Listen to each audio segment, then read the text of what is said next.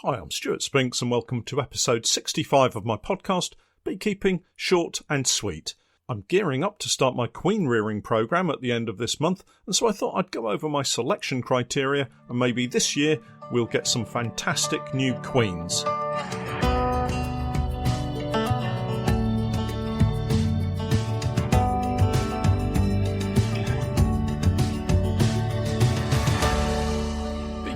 Short and Sweet, a beekeeping podcast for the inquisitive beekeeper with a short attention span.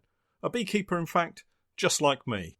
There's an old beekeeping saying that goes something like this: a swarm in May is worth a load of hay, a swarm in June is worth a silver spoon, and a swarm in July isn't worth a fly.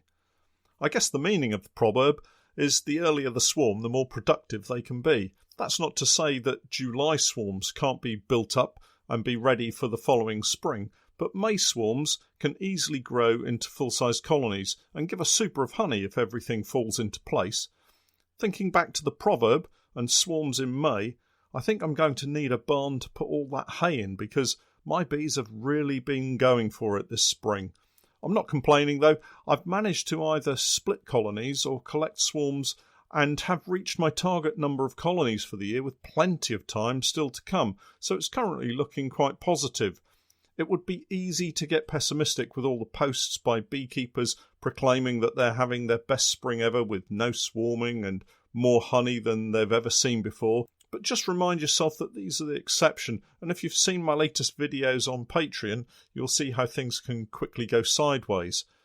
I had a lot of good intentions for a bumper spring honey crop, and certainly the bees on the oilseed rape have been doing a fine job. It's just that they also decided they wanted to take advantage of the early windfall of resources and get their reproduction in early, and who can blame them? Those swarms now have a really good chance of building up strongly to see out the winter to come.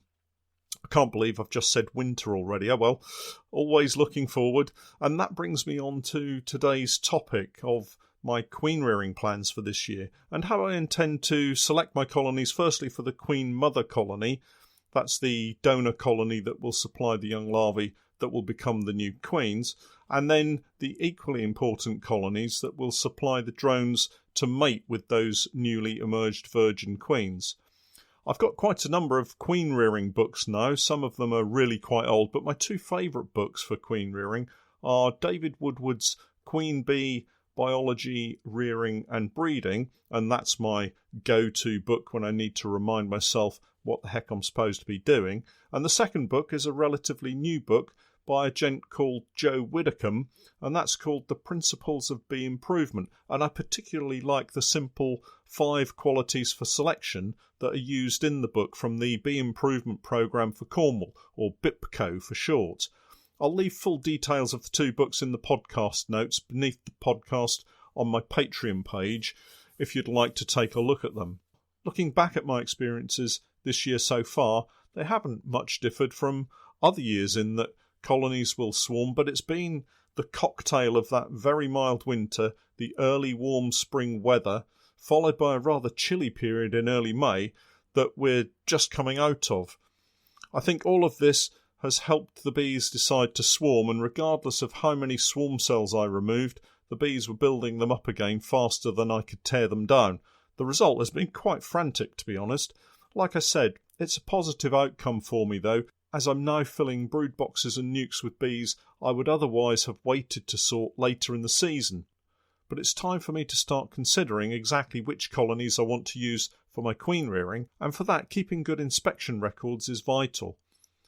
Now remember, these records are for your own use. They don't have to comply with any rules regarding what you record. They just have to make sense to you when you look back at them, and they need to help you make informed decisions about how you move forward with your beekeeping.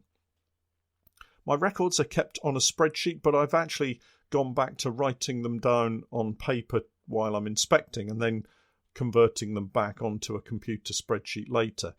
I have a range of criteria that helps me assess the colony, so I can decide if they're a breeding colony, a colony that's really productive, maybe it needs requeening, or maybe it has disease. Let me tell you what my inspection record headers are and explain how I record the data. Here are my inspection sheet headers. The easy ones first, the queen. It's a simple yes or no for no particular reason other than I like to know if I've seen her. Eggs, again, yes or no. This one is far more important and can help identify a healthy queen-right colony, a swarmed colony, perhaps a queen on a brood break, something along those lines, so it's really worth having. Brood in all stages. I record the number of frames with brood in all stages. Some people refer to it as bias. So if you hear that term bandied around at the next club meeting, you'll know what it means. It's basically the number of frames with brood from just emerged larvae to those about to be fully capped. Each side of the frame is half a point, so 6 full frames and one side of the 7th would be 6.5 frames of bias. Next is temper. This one's quite important, I guess, to most people. I rate the next 4 criteria as 1 to 5, 1 being very poor and 5 being excellent. So temper, 1 is the bees are actively trying to sting me or have actually stung me. 5 is the bees are ignoring me completely. Running. When you pick out a frame, do the bees charge around like the proverbial headless chickens, or are they picture perfect still on the comb? 1 means they run to a corner of the frame and form a large clump, which then drops off, hopefully back into the brood box, but occasionally over your boots. Whereas 5 is that bees are barely moving around on the comb that you're holding. Disease. Now, I'm not going to breed sickly bees deliberately, so it's another important measure to take. 1 is terrible. Bees are very poorly, maybe full of chalk brood or something worse. Whereas 5 is a clean bill of health. And remember, we're looking at both the brood and the adult bees here. To breed from one of my colonies, they must be a 5. Next is the last of the direct assessments, brood pattern. Is the brood nicely in the frame as it should be, a great big slab of worker brood, very few open cells contained within that big slab of sealed brood, no odd drone cells popping up in the middle of the frames, a nice seam of stores, pollen and honey set around the top of the frame, arching across the brood area. Now that type of brood gets a 5 in my book. Spotty brood, clumps of drone brood all over the frame, poor levels of supplies in frames, all these things work to reduce that 5 down to a 1. So those are my major rankings, but as I inspect, I'm also looking at the general colour of the workers and drones. Although I don't record the colour, I do take note and select for the darker coloured bees. I finally give the colony a ranking score, currently A, B or C.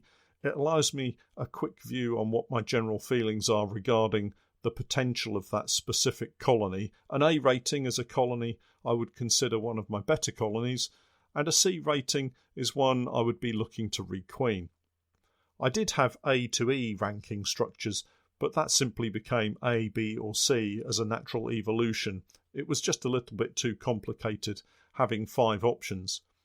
But remember, these are your records, or in this case, my records, and as such you can change them how you see fit. Just remember that once you start to record the data, stick with those data sets that you've decided upon, or it can become quite confusing. After the ranking score, I have a comment section where I can scribble the odd note or two, something like swarmed or sac brood times 2 cells. Just comments to jog my memory for the next inspection. I'll be using these records to then subsequently select for my queen rearing, so bear that in mind if you're thinking of doing some queen rearing. There's no point in keeping separate records for inspections and queen rearing criteria. The same records will be perfectly adequate for most of us, perhaps with 1 or 2 tweaks along the way. I want to just refer back to Joe Widdicombe's book and the BIPCO qualities for assessment. They are native appearance, temper, low swarming, health, brood pattern, and finally productivity.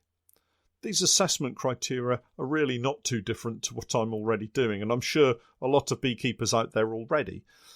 I'm not really doing anything terribly new or groundbreaking here. I think the interesting criteria is native appearance. For those of you who don't know, Joe Widdicombe has been involved with the UK's BIBA organisation and the BIPCO group, and they're trying to get back to stocks of near-native Apis mellifera mellifera, and thus the native appearance is an important and easily recognisable feature that can be selected for. BIPCO stands for the Bee Improvement Programme for Cornwall.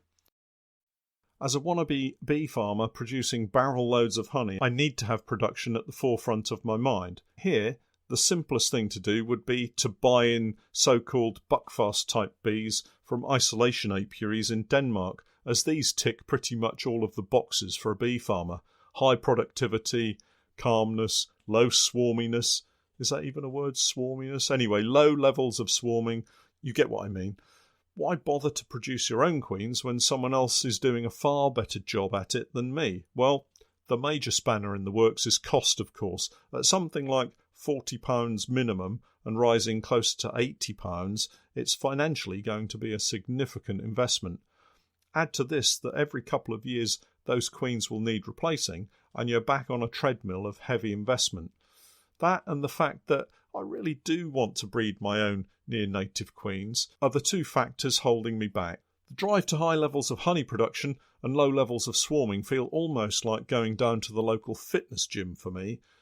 I'm the scrawny stick of a bodybuilder trying to pick up a 10-kilo barbell, while the big boys are pumping iron like they're entering Mr. Universe. But here's the rub. While I'm in there with my skinny legs doing some 10-kilo barbells, some of those bodybuilders are hiding in the corners gaining advantages through much darker means, steroids and the like.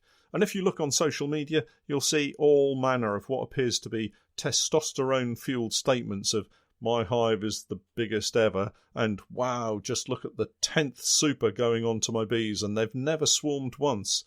That's not to say, of course, these colonies don't happen, they do.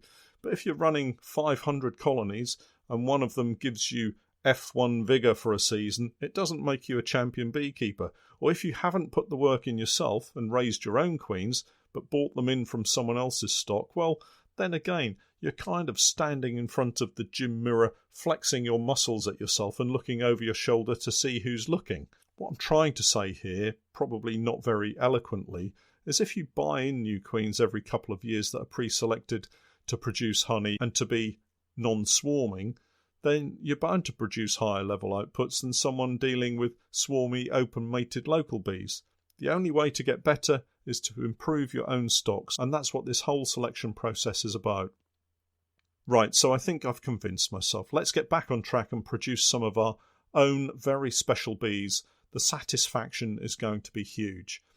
I've taken my selection criteria and added the native appearance category.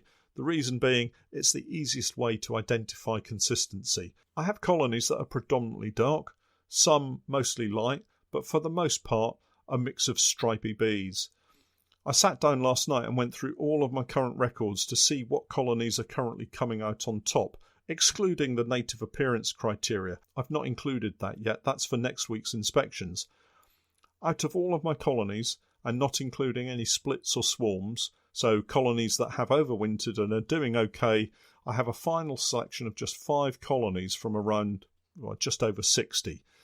The next step is to make my final selection for the queen mother colony. That's the one that will provide the young larvae for grafting, and the rest will probably go down to drone production. I do have a number of colonies that are not in this final selection group but have very dark drones, so I'll probably select some of those as well for the mating apiary. My plan is to move the queen rearing colonies back from the oilseed rape to my queen rearing apiary over the next couple of weeks and get set up ready to start queen rearing at the end of the month. First, I need to get back into that apiary and cut back the brambles though. It's become really overgrown. I'll be producing a series of videos showing the process of setting up the queen rearing apiary and all the queen rearing techniques that I'll be using, the successes and the failures as we go through the coming months. So do join me on my Patreon page to see how it all goes.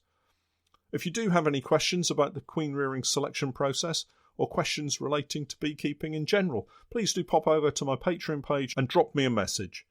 Well, that's it for this week. Thanks for hanging around until the end of the podcast, and do keep the comments coming. I'm Stewart Spinks, and that was Beekeeping Short and Sweet.